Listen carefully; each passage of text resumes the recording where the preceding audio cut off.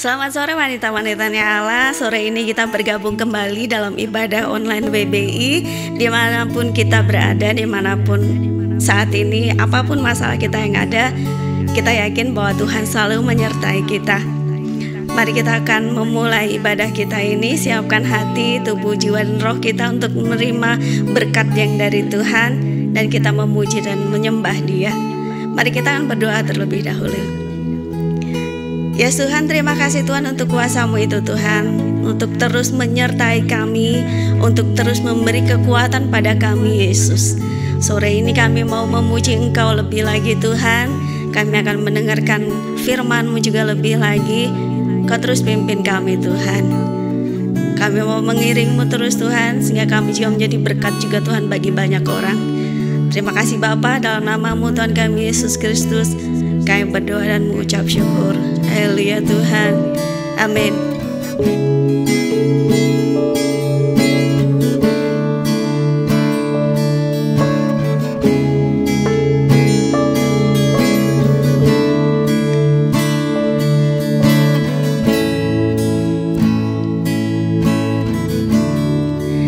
Kekuatan di jiwaku, ketenangan di batinku, ada dalam hadirat-Mu, ku menyembah-Mu.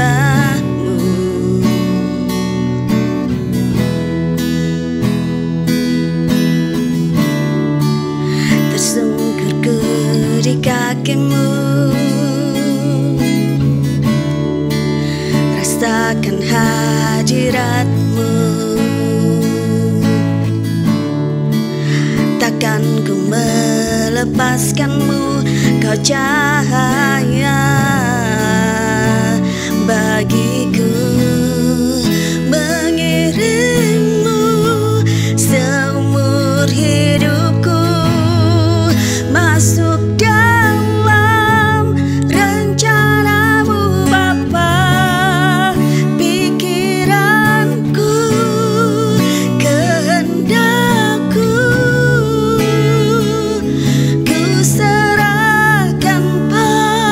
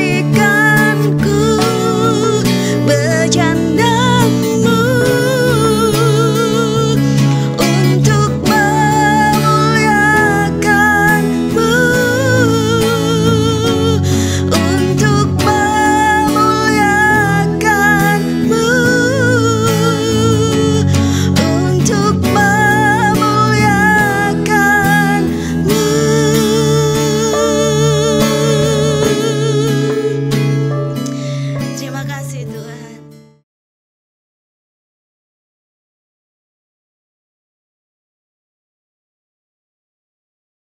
Shalom ibu-ibu semua, halo para wanita-wanita dari GBI Pasko. Waduh, saya sangat senang sekali diberikan sebuah kesempatan yang luar biasa untuk boleh melayani ibu-ibu semua. Saya kangen banget sama ibu-ibu semua karena udah lama banget kita gak ketemu.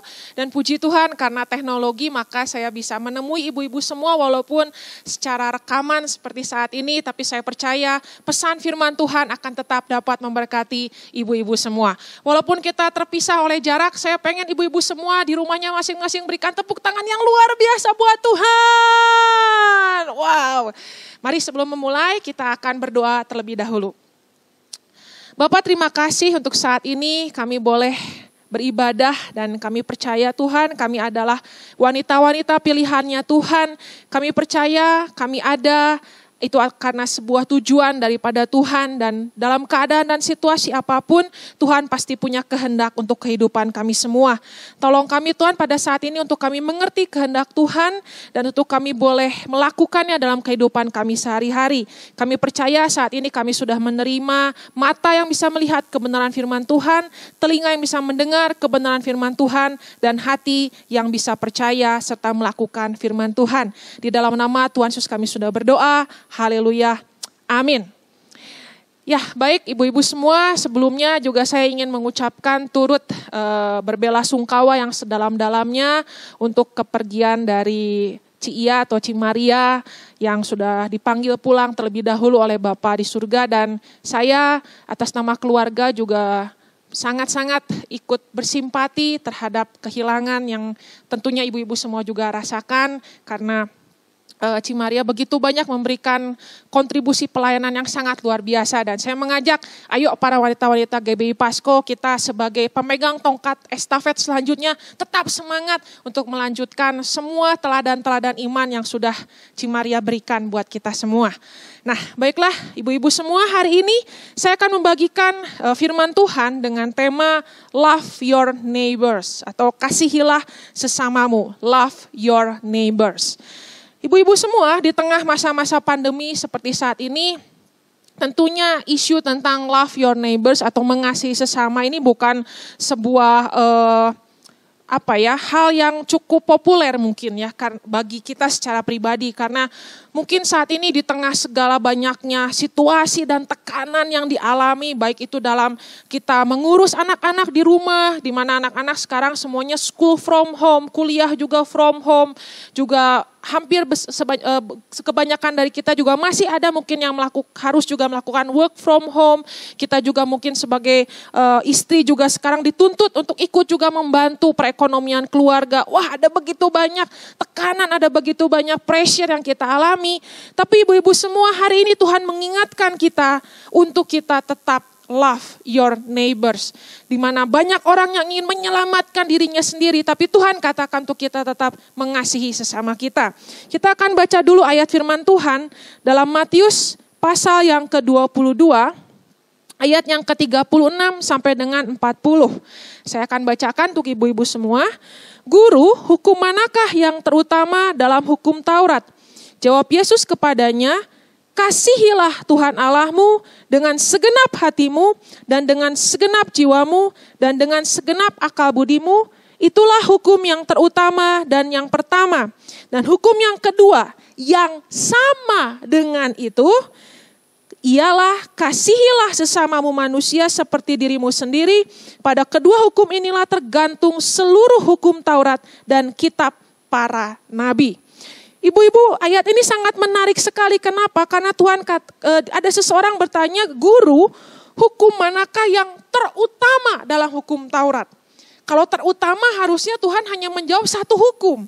Tetapi di sini Tuhan memberikan jawaban dua hukum yang Tuhan berikan sebagai jawaban. Yang pertama, kasihilah Tuhan Allahmu. Lalu Tuhan lanjutkan, ada lagi hukum yang kedua yang sama dengan itu. Kalau dikatakan sama berarti bobotnya sama. Hukum yang kedua ini tidak lebih rendah. Hukum yang kedua ini tidak lebih penting. Tetapi ini adalah hukum yang sama pentingnya. Dengan kita mengasihi Tuhan Allah, kita juga diminta untuk mengasihi sesama kita seperti kita mengasihi diri kita sendiri. Mari ibu-ibu sama-sama di rumah katakan mengasihi sesama. Jadi ibu-ibu semua, Tuhan katakan mengasihi Tuhan dan mengasihi sesama ini adalah sebuah hukum. Kalau saya renungkan kata hukum, berarti hukum adalah sebuah kewajiban. Hukum berarti bukan sebuah pilihan. Kita seringkali berpikir mengasihi itu adalah sebuah pilihan. Ternyata saudara, kasih bukanlah sebuah pilihan. Kasih bukanlah sebuah perasaan. Kasih adalah sebuah hukum. Artinya, walaupun kita saat ini sedang dalam keadaan yang sangat-sangat tertekan, dalam keadaan yang sepertinya kita ingin lebih berfokus kepada diri kita sendiri, tapi hari ini Tuhan ingatkan, hendaklah kita tetap mengasihi sesama kita. Karena itu adalah sebuah hukum, itu adalah sebuah keputusan Tuhan yang harus kita jalani. Ada sebuah ayat lagi yang saya ingin ajak untuk ibu-ibu buka. Di dalam Galatia 6 ayat yang ke-9. Janganlah kita jemu-jemu berbuat baik, karena apabila sudah datang waktunya, kita akan menuai jika kita tidak menjadi lemah. Sekali lagi saya bacakan, janganlah kita jemu-jemu berbuat baik. Jemu-jemu itu artinya apa? Janganlah kita bosan berbuat baik. Janganlah kita merasa malas berbuat baik. Tuhan katakan seperti itu.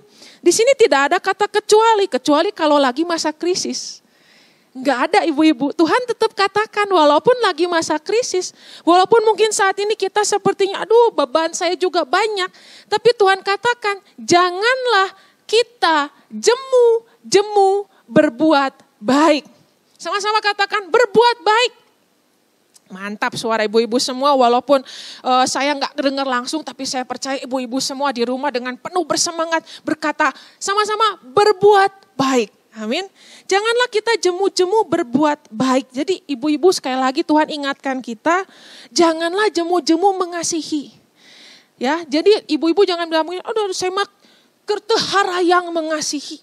Lagi enggak kepengen mengasihi. Ingat yang tadi saya bagikan, kasih bukanlah sebuah perasaan. Kasih bukanlah sebuah pilihan. Kasih adalah sebuah keputusan Tuhan yang harus kita lakukan. Dalam situasi dan keadaan apapun. Itu adalah panggilan kita sebagai anak-anak Allah. Sebagai wanita-wanitanya Tuhan. Nah, ibu-ibu semua sekarang pertanyaannya kepada siapa kita harus mengasihi? Tadi dikatakan kasihilah sesamamu manusia. Kasihilah sesamamu manusia. Kalau sesamamu manusia berarti panggilan untuk mengasihi itu bukan hanya kepada 1-2 orang tertentu. Kadang-kadang kita hanya bisa mengasihi pertama orang-orang yang kita suka, ya, atau orang-orang yang menguntungkan kita, ya. Saya sama si itu mah nggak suka, nggak mau horoream teuing muncek bahasa Sundanya mah, males-males teuing saya mengasihi dia. Tapi ibu-ibu di sini dikatakan mengasihi sesamamu manusia, berarti selama dia adalah manusia, berarti dia harus dikasihi, betul? Kalau dalam perumpamaan Samaria yang baik hati.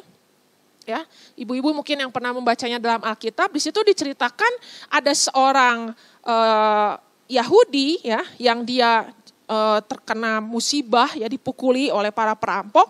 Kemudian ada lewat imam, ada lewat ahli apa orang-orang yang sesuku dengan dia, tapi nggak menolong orang Yahudi ini. Malah yang menolongnya itu adalah seorang Samaria. Samaria dan Yahudi itu musuhan. Ibu-ibu, tetapi di sini hebat sekali Tuhan katakan orang Samaria ini yang beda suku, yang bermusuhan tapi mau menolong. Nah dari kisah ini kita belajar ibu-ibu, jadi walaupun itu adalah musuh kita, nah ini justru Tuhan katakan kasihilah musuhmu. Atau mungkin dia orang yang berbeda suku, ras, ya kepercayaan, apalagi kita hidup di Indonesia yang masyarakatnya sangat-sangat majemuk. Ya, ada berbagai macam suku bangsa, ada berbagai macam kepercayaan, ada berbagai macam ras, warna kulit pun beda-beda, bentuk mata pun beda-beda, ya. Ada ibu-ibu yang bentuk matanya gak lagi melotot pun selalu dibilang kamu lagi marah. Itu berarti ibu-ibu terlahir dengan mata yang besar. Kalau saya udah melotot pun dibilang coba dibuka matanya. Nah, itu dari situ udah beda-beda. Dan Tuhan katakan, ayo kita mengasihi sesama kita. Semuanya kita harus kasihi. Nah, cuman di sini biasa permasalahannya ibu-ibu, kita itu seringkali susah mengasihi orang yang memang kita lihat orang itu banyak kekurangannya. Ya, saya ambil contoh misalkan, dia mah enak dah suaminya teh gini. Coba suami saya mau unyu. Wah, gitu ya. Dia mah enak punya pemimpin gerejanya begini. Wah, biasanya kita tuh gak suka atau gak mau mengasihi orang-orang yang punya kekurangan. Tapi saya punya satu buah ungkapan buat ibu-ibu semua. Atau kalau bahasa kekiniannya quote ya, quote. Ibu-ibu tahu quote ya. Kelemahanmu merupakan tempat untuk kelebihanku melengkapinya. Dan kelemahanku merupakan tempat untuk kelebihanmu melengkapinya. Sekali lagi ya ibu-ibu saya ulangi ya, coba ibu-ibu cerna baik-baik. Kelemahanmu, jadi waktu kita melihat kelemahan orang, itu sebetulnya kenapa kita bisa sampai melihat kelemahan orang, itu karena Tuhan izinkan itu terjadi sebagai sebuah tempat untuk kelebihan kita melengkapi kelemahan dia. Sebaliknya, kelemahan kita, ibu-ibu semua pasti punya kelemahan, betul? Nah, kelemahan kita adalah sebuah tempat untuk kelebihan orang lain melengkapi kita. Jadi kalau kita pegang prinsip ini dalam mengasihi, kita itu akan jauh dari yang namanya nyinyir. Ibu-ibu tahu nyinyir? Dia mah ada gini gak kayak aku dah gitu ya. Kita suka sirik sama orang yang lebih hebat dari kita. Justru orang yang lebih hebat itu ada untuk melengkapi kelemahan kita. Sebaliknya, waktu ibu-ibu melihat ada kelemahan, misalkan suami ibu-ibu ini gak enak ya kalau kita ngomongin suami orang ya, mendingan ngomongin diri saya aja. Misalkan ya ibu-ibu ya, saya itu orangnya gak sabaran ya, cepat emosi.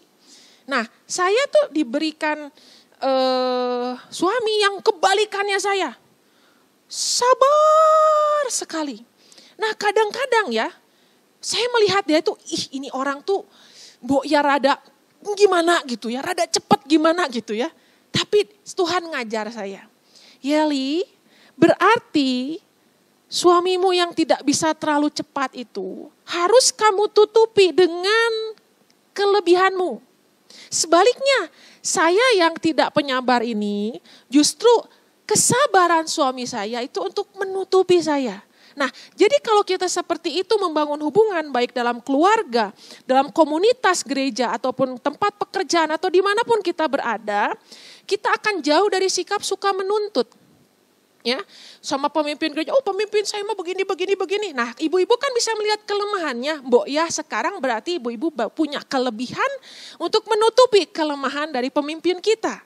Nah, kalau ini terjadi ibu-ibu, ini akan menjadi sebuah hubungan yang luar biasa. Saling melengkapi, saling menutupi. Karena memang Tuhan ciptakan kita berbeda-beda. Ya, mata gak bisa jadi kaki gak bisa jadi mulut. Mata gak bisa nuntut, ayo kaki kamu lihat dong. Gak bisa. Tapi mata harus menjadi mata bagi kaki dan kaki harus menjadi kaki bagi si mata. Jadi memang kita diciptakan pasti akan selalu melihat ada kelemahan pada diri orang lain dengan tujuan supaya kelebihan kita menutupi mereka. Amin. Sama-sama ibu-ibu katakan, kelemahanku untuk ditutupi oleh kelebihan orang lain. Oke, sekarang kita akan sama-sama lanjutkan lagi. Apa sih makna dari mengasihi? Nah ibu-ibu, mengasihi itu kadang-kadang kita abstrak ya. Mengasihi itu apa sih gitu. Mengasihi itu saya ingin sederhanakan buat ibu-ibu semua. Mengasihi artinya kita hidup memberi nilai tambah. Ayo ibu-ibu sama-sama katakan. 1, 2, 3, memberi nilai tambah. Ya, Mantap ibu-ibu semua. Jadi dalam hidup ini cuma ada dua pilihan. Apakah kita hidup menambahkan sesuatu pada hidup orang lain, ataukah kita hidup mengurangi atau mengambil sesuatu dari orang lain. Tentunya itu adalah sikap hidup yang artinya kita menuntut. Kamu harus begini, kamu harus begitu. Kita nggak peduli orang lain merasa seperti apa waktu kita memperlakukan mereka. Nah, mengasihi artinya kita hidup selalu ingin memberi nilai tambah kepada orang lain. Baik itu lewat perkataan kita, baik itu lewat sikap kita. Kita selalu ingin memberikan nilai tambah bagi orang lain. Saya ambil contoh, sederhana aja. Sekarang bagi ibu-ibu yang anak-anaknya school from home. Nah, kita biasanya karena saking pusingnya, saking stresnya, kadang-kadang kita akhirnya keluar kalimat-kalimat yang ayo kita sama-sama pikirkan saat ini apakah itu memberikan nilai tambah buat mereka. Sebagai contoh, kamu ini diajarin kok nggak bisa-bisa ya, aduh kamu itu otaknya di mana? Nah itu kira-kira menambahkan atau mengurangkan ibu-ibu? Ibu-ibu yang ketawa berarti bertobat ya. Nah kita yang istri-istri kepada suami, saya kasih contoh misalkan ya karena sekarang situasi begitu berat, ekonomi begitu berat. Ya kadang-kadang mungkin kita sebagai istri, aduh Pak gimana dong ini kan tagihan ini kan begini, ini kan begitu, nanti kalau ini bagaimana nanti. Ya kita memang gak mengata-ngatai suami, tapi kita seperti menambah-nambahkan kekhawatiran. Betul sih memberi nilai tambah, tapi kita memberikan nilai kekhawatiran yang baru buat suami kita.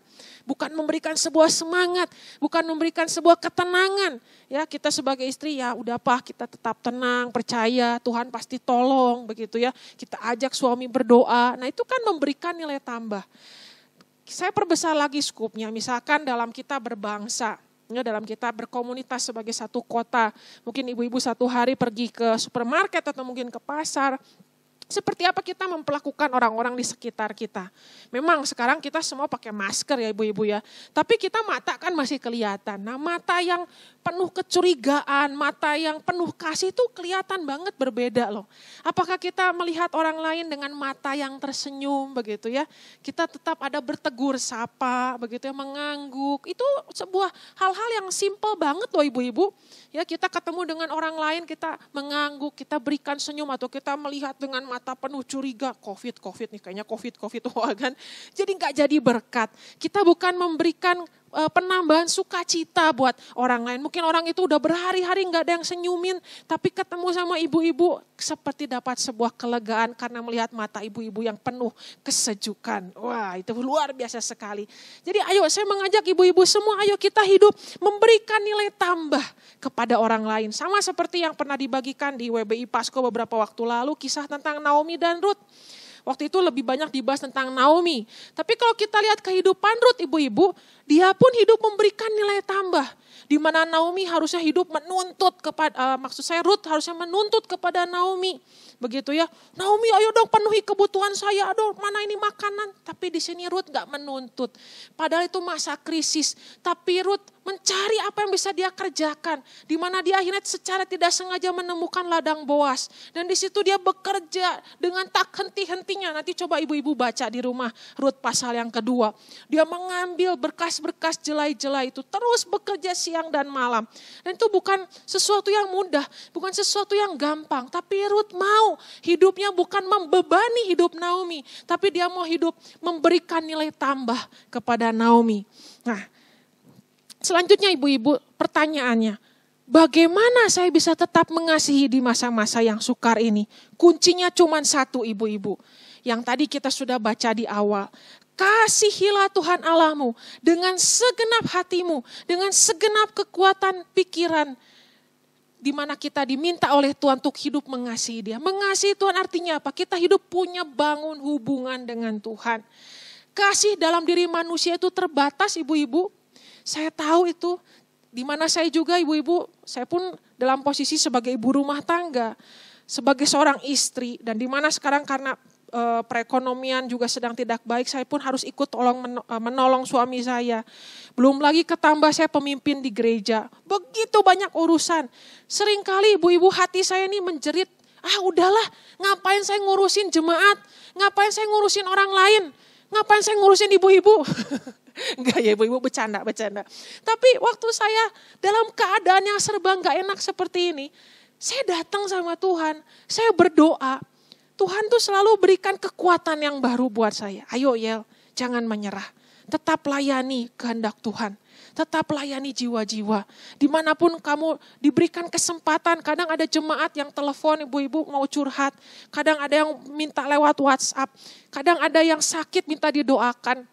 Tapi karena sekarang kita terbatas dalam pergerakan, saya kirimkan doa lewat voice note. Saya kirimkan, saya kadang video call atau apapun saya usahakan tetap lakukan.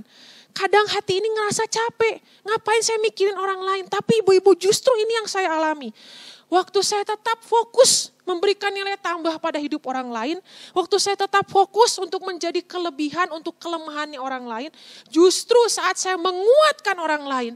Waktu saya sedang berdoa menguatkan orang lain, tanpa saya sadari Tuhan pun bekerja melalui hidup saya untuk menguatkan orang lain, saya pun jadi dikuatkan oleh Tuhan. Itu dia ibu-ibu dahsyatnya. Waktu kita mau hidup tetap mengasihi orang lain. Bahkan ada sebuah janji di dalam firman Tuhan, dalam kitab Rut pasal yang kedua, kita nggak terlalu kupas kisah Rut ini karena sudah dibahas beberapa waktu yang lalu di WBI Pasko. Kitab Rut pasal yang kedua ayat yang ke-11, Boas menjawab, telah dikabarkan orang kepadaku dengan lengkap segala sesuatu yang engkau di sini adalah Rut, lakukan kepada mertuamu, Naomi, sesudah suamimu mati dan bagaimana engkau meninggalkan ibu bapamu dan tanah kelahiranmu, serta pergi kepada suatu bangsa yang dahulu tidak kau kenal.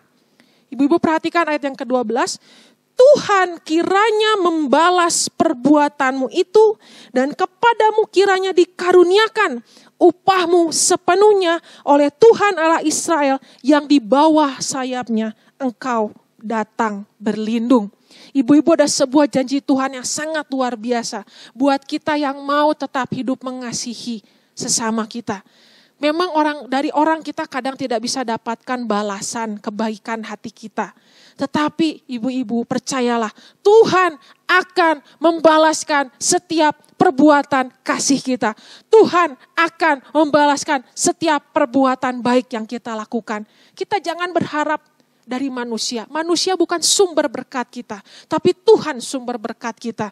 Lakukan terus bagian kita, mengasihi sesama, menjadi berkat buat orang lain, memberikan nilai tambah buat orang lain.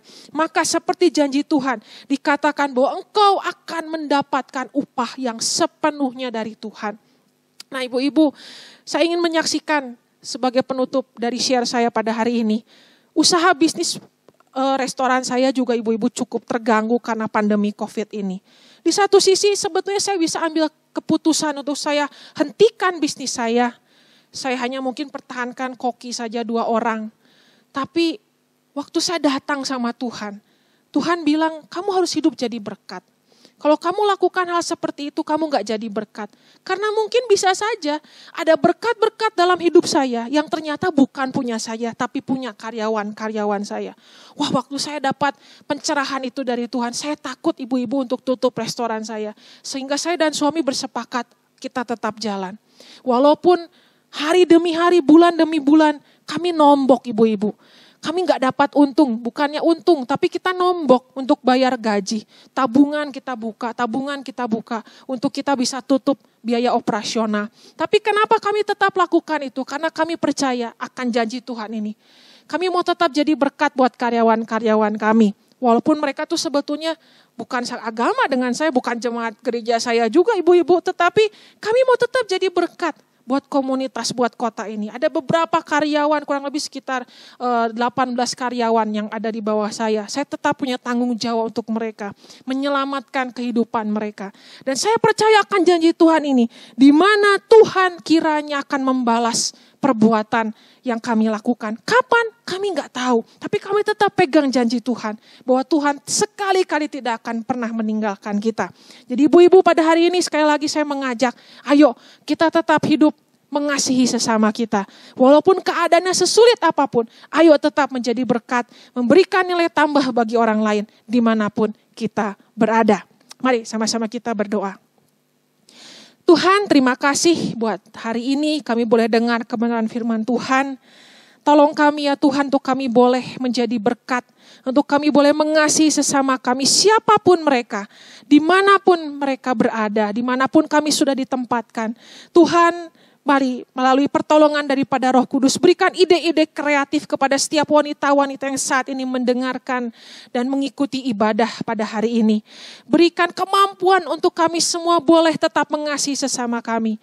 Hamba percaya Tuhan bahwa justru di masa-masa sukar ini kami sebagai anak-anak Tuhan, kami sebagai wanita-wanitanya Tuhan, kami harus bangkit seperti Rut yang menjadi garam, yang menjadi terang, yang memberikan nilai tambah bagi banyak orang.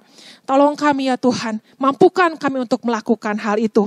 Hamba berdoa Tuhan buat setiap wanita-wanita Tuhan yang mengikuti ibadah pada hari ini. Berkati kehidupan mereka, berkati keluarga mereka, berkati pekerjaan mereka, berkati bisnis mereka semuanya. Berikan kekuatan, berikan kesabaran, berikan kesehatan. Biarlah semuanya boleh melalui masa-masa ini hanya karena pertolongan daripada Tuhan. Terima kasih Bapa, kami terima kekuatan yang baru daripada-Mu untuk kami hidup mengasihi sesama kami. Di dalam nama Tuhan Yesus kami sudah berdoa. Haleluya. Amin. Baik ibu-ibu semua, saya berharap apa yang saya berikan hari ini bisa menjadi berkat buat ibu-ibu semua. Tetap semangat dan Tuhan Yesus memberkati.